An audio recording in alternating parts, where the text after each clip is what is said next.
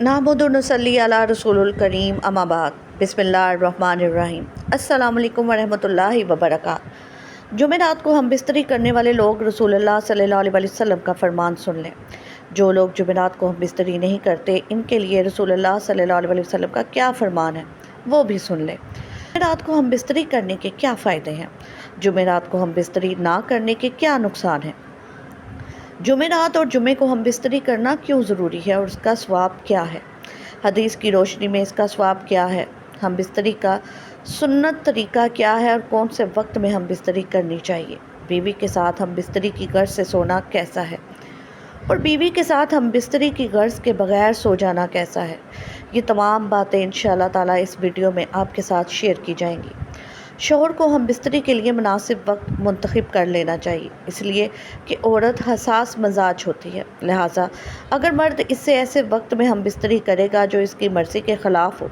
या इस वक्त वो बीमार या थकी हुई हो, तो ये औरत के साथ ज़बरदस्ती होगी, जिससे अदावत व बग़ज़ पैदा होगा। इत्बा का कहना है कि हम बिस्तरी करने में इत्तदाल से काम लेना चाहिए, और इत्तदाल यानी मियाना रवि ये है कि हर हफ्ते में ये काम 2 मरतबा किया जाए। हाँ, ख़ुसूसी हालात या तबी उतार चढ़ाव के एतबार से इंसान इसमें कमी या ज़्यादती भी कर सकता है, लेकिन इसमें ज़्यादती हरगिज़ नहीं करनी चाहिए,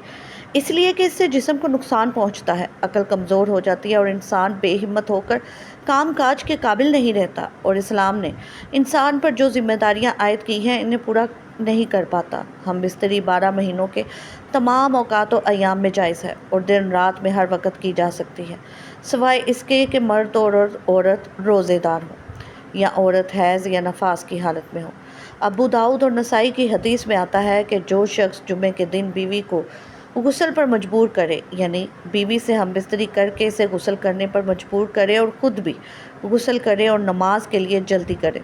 और अव्वल वक्त में जाए और सवार ना हो, पैदल चल कर जाए और अमाम के करीब बैठे और अमाम की बात को गौर से सुने और लघु बात न करे, तो इसे हर कदम उठाने पर 1 साल के रोज़े और खड़े होकर नमाज पढ़ने का सवाब मिलता है। मोहतरम नाजरीन, हदीस शरीफ में है कि हज़रत आयशा सिद्दीक़ा रज़ियल्लाहु अन्हा ने नबी करीम सल्लल्लाहु अलैहि वसल्लम की बारगाह में अर्ज़ किया कि या रसूलल्लाह सल्लल्लाहु अलैहि वसल्लम,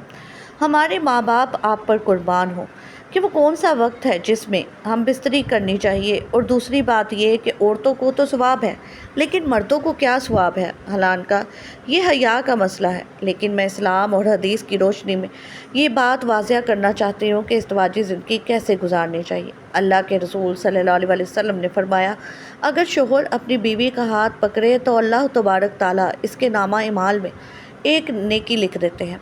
और अगर प्यार से शोहर अपनी बीवी के गले में हाथ डालता है तो अल्लाह ताला इसके नामा इमाल में 10 नेकियां लिख देते हैं।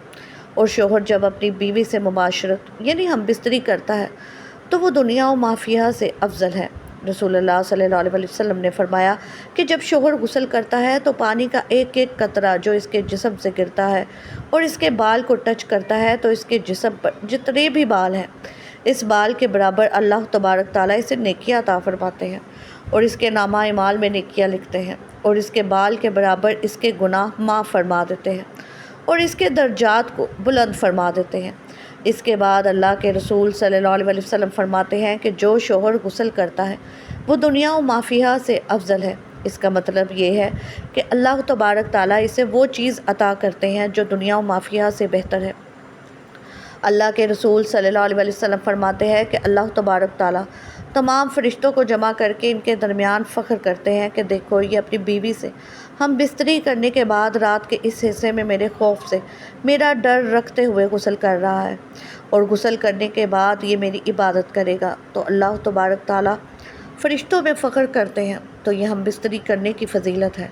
शोहर का अपनी बीवी को खुश करने का इतना बड़ा सवाब है कि अल्लाह तबारक ताला खुद अपने फरिश्तों के दरमियान फ़ख्र करता है कि मेरा बंदा अपनी बीवी को खुश करने के बाद रात के इस हिस्से में मेरे डर और खौफ की वजह से गुस्ल कर रहा है, ताकि वो मेरी इबादत कर सके। इसके बाद अल्लाह के रसूल सल्लल्लाहु अलैहि वसल्लम फरमाते हैं, अल्लाह पाक तमाम फरिश्तों को गवाह बना कर कहते हैं कि मैंने इसके गुनाहों को माफ़ फरमा दिया, मैंने इसे बख्श दिया।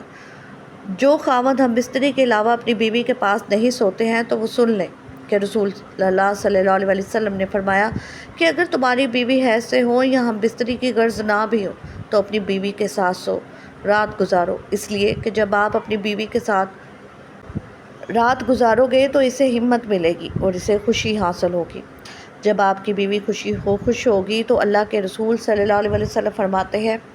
کہ ادھر ادھر سونے سے افضل یہ ہے کہ آپ اپنی بیوی کے ساتھ سوئیں، کیونکہ اپنی بیوی کے ساتھ سونا انبیاء کرام کی سنتوں میں سے ہے۔ اب بات کرتے ہیں کہ ہم بستری کا وقت کون سا بہتر ہے اور کون کون سے دن کرنی چاہیے اور کون کون سے دن نہیں کرنی چاہیے۔ دیکھیے، ہم بستری کی اتنی بڑی فضیلت ہے۔ سنت یہ ہے کہ ہم بستری جمعہ کی شب یا جمعے کے دن کرنی چاہیے، اس لیے کہ امام بخاری رسول اللہ صلی اللہ علیہ وسلم سے روایت کرتے ہیں کہ آپ صلی اللہ علیہ وسلم نے فرمایا، جو شخص جمعے کے دن غسل جنابت کرے اور پھر نماز کو جائے تو وہ ایسا ہے کہ گویا اس نے اونٹ صدقہ کیا، اور جو دوسری گھڑی میں جائے تو اس کو گائے کے برابر صدقے کا ثواب ملتا ہے، اور جو تیسری گھڑی میں جمعے کے لیے جائے اسے سینگ دار مینڈھے کے برابر صدقے کا ثواب ملتا ہے، اور چوتھی گھڑی میں جائے اسے مرغی کے برابر ثواب ملتا ہے، اور جو پانچویں گھڑی میں جائے اسے انڈے کے برابر ثواب ملتا ہے۔ پھر جب امام خطبے کے لیے نکل آئے تو فرشتے خطبہ ذکر سننے کے لیے حاضر ہو جاتے ہیں۔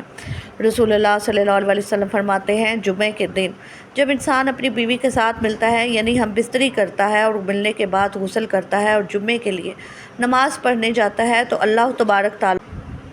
اسے بے پناہ نیکیاں عطا فرماتے ہیں۔ اسی لیے جمعرات کی رات میں ہم بستری کرنے کو افضل کہا گیا ہے کہ کل وہ غسل کر کے جمعے کی نماز پڑھنے کے لیے جائے گا تو وہ تمام ثواب سے مستفید ہو جائے گا، اس لیے جمعے کی رات کو ہم بستری کرنا افضل ہے۔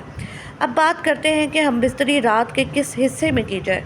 فقہاء کرام نے تحریر فرمایا ہے کہ ہم بستری رات کے تیسرے حصے میں کی جائے۔ جب آپ تیسرے حصے میں ہم بستری کر لیں تو اتنا وقت آپ کے پاس ہو کہ آپ کو آرام کا وقت مل جائے، کیونکہ دن میں آپ کام محنت مشقت کر کے آتے ہیں، تو آپ رات کے 2 حصے آرام کر لیں اور رات کے تیسرے حصے میں ہم بستری کریں اور کچھ دیر آرام کریں تاکہ آپ کو کمزوری محسوس نہ ہو۔ ہم بستری کرتے وقت اس بات کا خیال رکھنا چاہیے کہ آپ کے پاس کوئی شیر خوار بچہ بھی نہ ہو، کیونکہ اگر آپ کے پاس شیر خوار بچہ ہوگا تو ہم بستری میں مزہ نہیں آئے گا اور آپ بہتر طریقے سے سکون حاصل نہیں کر سکیں گے۔ ہاں، اگر بچہ گہری نیند میں سویا ہوا ہے تو پھر کوئی مذائقہ نہیں۔ مہینے کے کن کن تاریخ میں ہم بستری نہیں کرنی چاہیے؟ آپ کسی بھی دن اور کسی بھی وقت میں ہم بستری کر سکتے ہیں، لیکن فقہاء کرام فرماتے ہیں کہ ہم بستری دن میں نہ کریں، رات میں کریں، کیونکہ رات کا وقت ہم بستری کے لیے افضل ہے۔ دن میں ہم بستری کرنا کوئی منع نہیں ہے، مگر رات میں زیادہ بہتر ہے۔ فقہاء کرام فرماتے ہیں کہ مہینے کی پہلی تاریخ، 15ویں تاریخ اور آخری تاریخ میں ہم بستری نہیں کرنی چاہیے۔ اس کی وجہ یہ ہے کہ فقہاء کرام لکھتے ہیں کہ ان 3 دنوں یعنی ان 3 تاریخوں میں شیطان